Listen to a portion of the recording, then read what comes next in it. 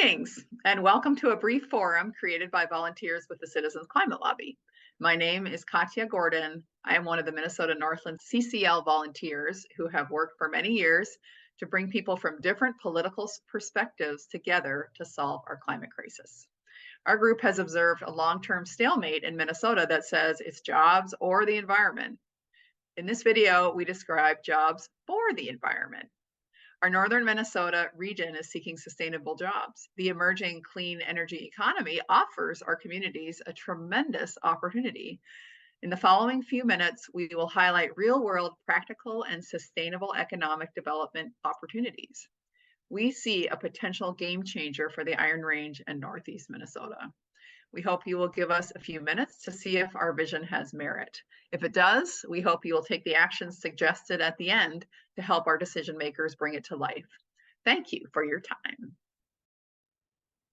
A little bit about Citizens Climate Lobby. On the national side, we're known for focusing on the power of a transformative carbon fee and dividend system. And we're also focused on electrification, the importance of clean energy permitting reform, and on supporting healthy forests. For our presentation this morning, you'll hear from the following 5 gentlemen. Russ Matson is an electrical engineer out of Two Harbors, Minnesota. Jeff Hansen is the founder of Clearwater BioLogic out of Babbitt, Minnesota. Dr. Mike Overend is a retired veterinarian in Two Harbors, Minnesota. Dr. Charlie Orsek is a retired child psychologist and former foreman with Erie Mining. And Dr. Eric Enberg is a family medicine doctor based out of Hermantown. So with that, thank you all so much for being here, and we look forward to a rousing presentation together to help transform our northern Minnesota economy to be more sustainable and green. The history of northern Minnesota is often told as a story of boom followed by bust. But perhaps a better description is stress followed by success.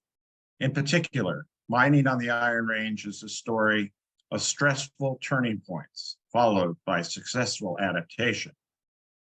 Challenges were tackled with tough determination and a willingness to innovate. By the end of World War II, high-grade iron ore was becoming harder to find. At that time, taconite was considered waste, at least until E.W. Davis figured out a way to concentrate and pelletize it. The rest is history. The iron mining and steel industry, so important to our regional economy, now face another turning point. The drive to decarbonize the iron to steelmaking process in response to climate change. Steelmaking accounts for approximately 8% of worldwide carbon emissions. Mitigating these emissions would be a very significant step in combating climate change. Moreover, the necessary transition away from fossil fuels to a clean energy economy will require more, not less steel. But what kind of steel? Major steel users, the auto industry for one, are asking for low carbon intensity steel. In other words, green steel.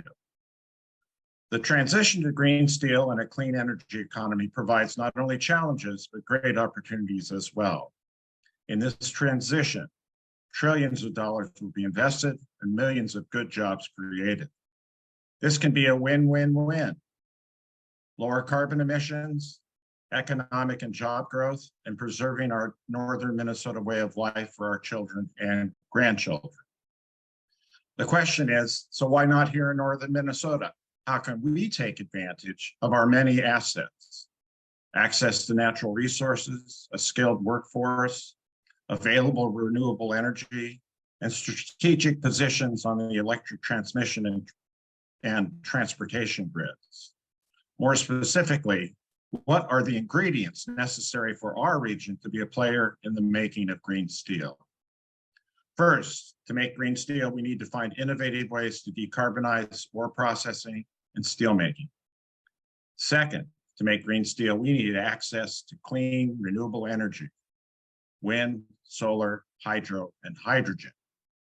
Third, to make green steel, we need electric transmission capacity to get the power where it is needed and means of storing power, such as batteries and pumped hydro.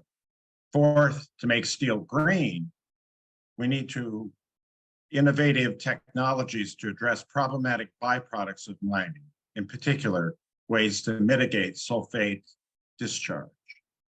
For the remainder of this video, let's take a closer look at each of these ingredients. The Heartland Hydrogen Hub was announced by the U.S. Department of Energy on October 13th, 2023. The Heartland Hub is one of 7 hubs that were funded out of 89 applications across the United States.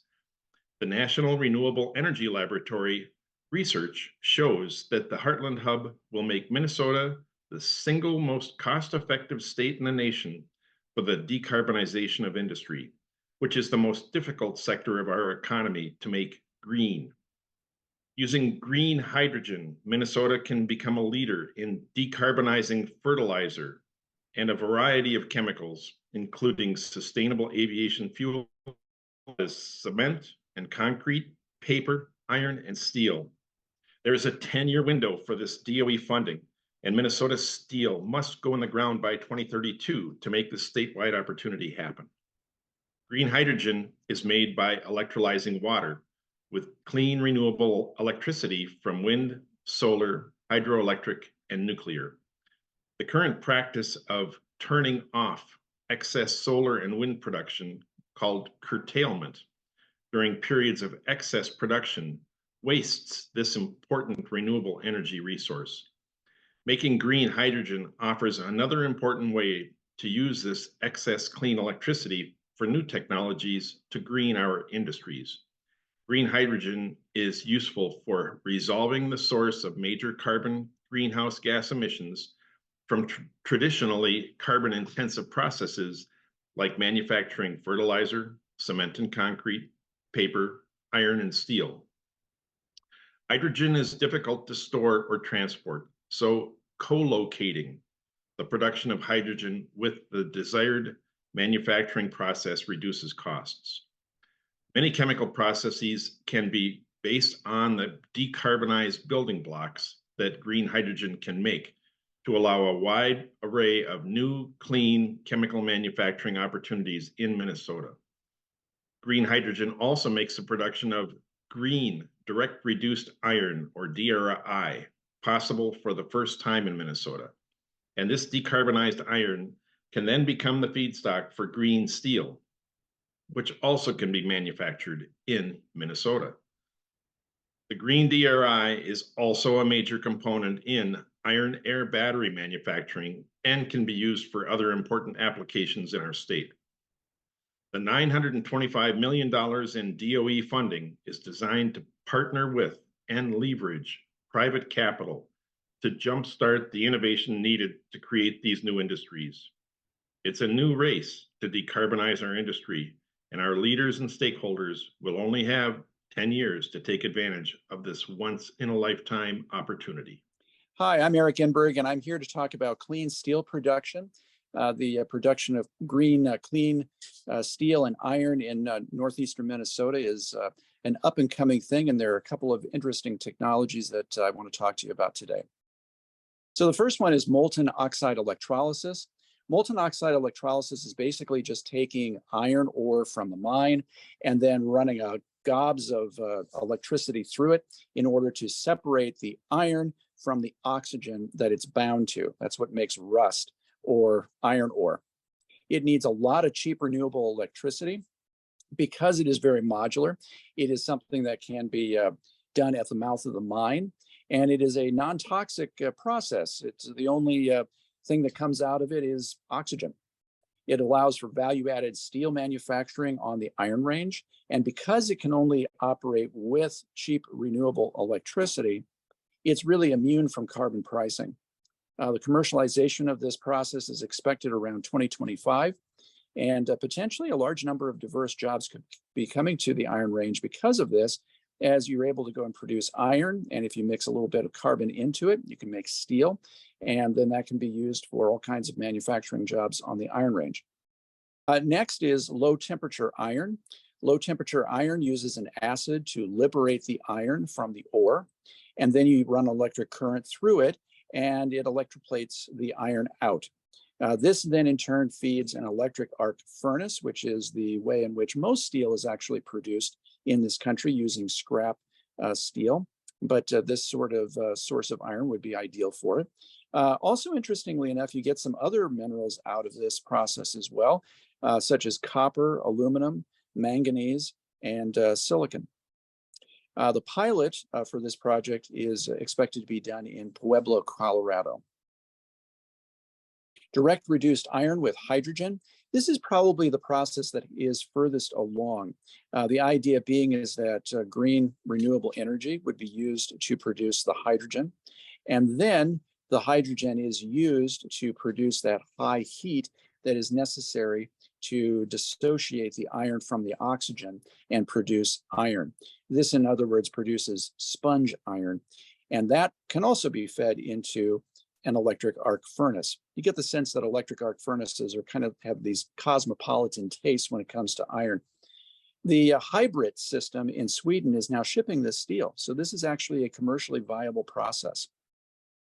Thermochemical reduction and oxidation, that's a mouthful of a label for a process, which is kind of actually complex, but if I can kind of boil it down, it uses perovskite crystals in order to steal oxygen off of carbon dioxide, creating carbon monoxide in the process of a blast furnace. And then that carbon monoxide goes back to the ore and steals another oxygen off of the ore, creating pure iron. And it is half the cost of using coking coal, and you get a 90% carbon dioxide reduction. This one, however, is probably the furthest from commercialization of the things that we looked at. It's still on the lab bench. There are a couple of issues that they have to resolve. Okay, so where to experiment?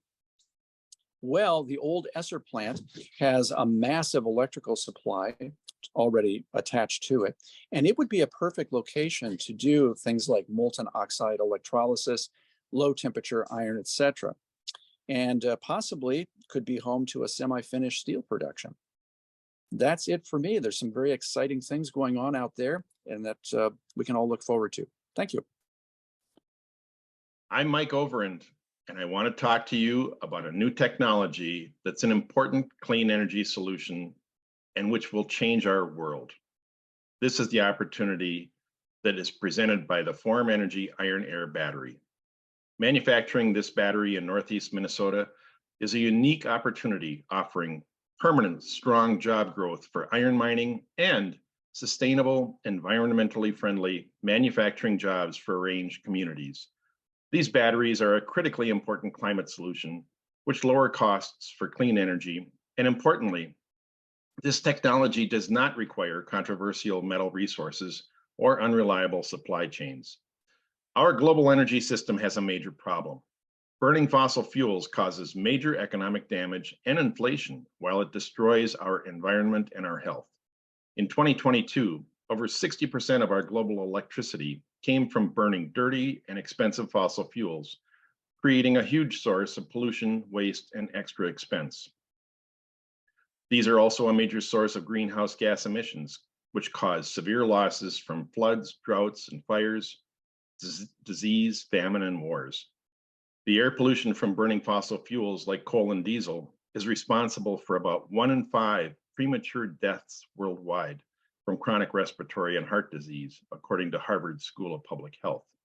The solution is moving to 100% clean, cheap, renewable energy to power all our needs with clean electricity.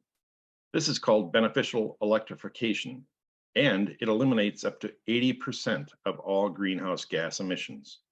Unfortunately, the sun doesn't always shine and the wind doesn't always blow. Wind and solar are intermittent energy sources, and current utility batteries only last for 4 hours. For 24/7 reliability of renewable energy, we need a utility scale battery that lasts for multiple days. Form Energy saw this need for 24/7 reliability and created a cost-effective, clean, and scalable solution. Their iron air battery instantly provides up to 100 hours of continuous power, which utilities can use for both our routine and emergency energy storage needs. Form Energy's iron air battery is unique for storing excess wind and solar energy, making it 24/7 reliable. It uses Minnesota's abundant, affordable iron products. It uses safe, non-flammable design and recyclable, non-toxic components. It's flexible and modular to meet the energy storage needs of any major utility. The iron air battery uses the common chemical reaction of rusting of iron-based metal using water and oxygen from the air to instantly release stored electricity for up to 100 hours at 1/10 the cost of current lithium-based storage batteries, and the only byproduct is oxygen. Northeast Minnesota has the unique resources which are perfect for Form Energy to manufacture iron air batteries here. We have skilled labor, iron ore, and the potential for DRI pellet production. We have advanced electric grid and transportation infrastructure. Northeast Minnesota is a perfect home to manufacture Form batteries. Form Energy is building their first manufacturing facility in Weirton, West Virginia, creating 750 new jobs with a $760 million investment. The U.S. is expected to install 75 gigawatts of battery storage by 2027. That's the equivalent of 75 large coal-fired power plants. Form will need to make additional manufacturing facilities happen to meet this demand. Manufacturing of Form's iron air battery is a unique opportunity for Northeast Minnesota, offering sustainable iron mining jobs, good construction jobs, sustainable battery manufacturing jobs, and it makes green steel and other clean energy manufacturing in Minnesota possible as well. Our communities and leaders need to help recruit Form Energy manufacturing to Northeast Minnesota. These are mining jobs for people and the environment, which will sustain and unite our range communities. Thank you. Hello, my name is Russ Matson, and I'm going to talk about the opportunities for the production, storage, and utilization of green renewable energy in northeastern Minnesota. The driving force behind this opportunity is the growth in renewables, solar, and wind. Recent data from the Energy Information Administration shows that intermittent wind and solar energy production amounted to almost 14% of energy production. Projections by NREL and others indicate wind and solar will double by 2030, reaching almost 1/3 of the United States energy supply needs. Because of the intermittent nature of renewables, energy storage is an absolute necessity. Storage will be necessary for load shifting, voltage control, frequency control, peak shaving, deferral of distribution or transmission projects, curtailment which would occur otherwise, and seriously impact solar and wind production, as well as other functions. As recently as 2018, 4 billion megawatt hours of electricity were consumed in the United States. However, there are only 431 megawatt hours of energy storage. Or put it another way, the energy storage amounts to 1% of the power generated, or less than 10% of all the renewable energy produced today. Today, essentially natural gas is used to fill the gaps relating to intermittency. The most likely candidate to meet this requirement is various technologies of energy storage. Today in the United States, there are approximately 30,000 megawatts of energy storage produced, 92% of which is pumped hydro, which there are 43 such plants in the United States today. Pumped hydro is a mature technology in use for more than 100 years. This is in comparison with lithium ion, which is the most numerous energy supply source, almost 90% of the installations today, but it has many shortcomings, including supply chain issues, material sourcing, competing for other uses for lithium, and the life cycle and costs compared to pumped hydro.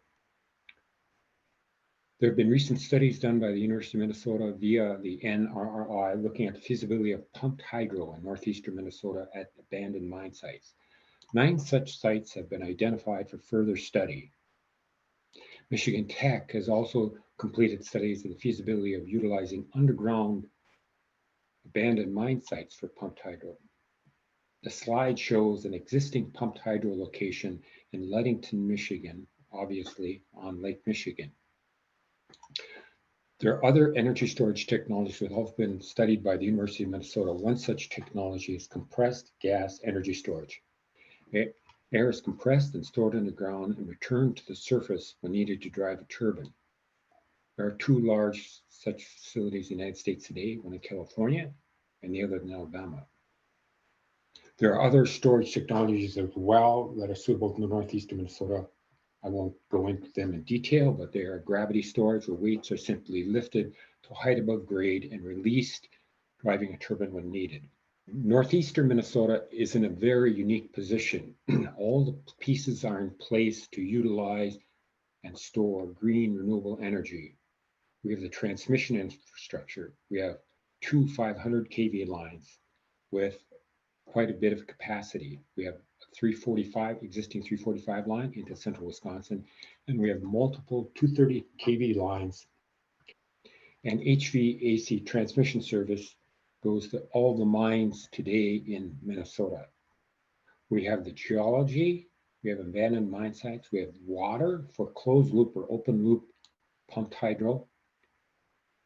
And in addition to the transmission structure and the geology, we have the transportation infrastructure, ports, highways, and rail from legacy industries.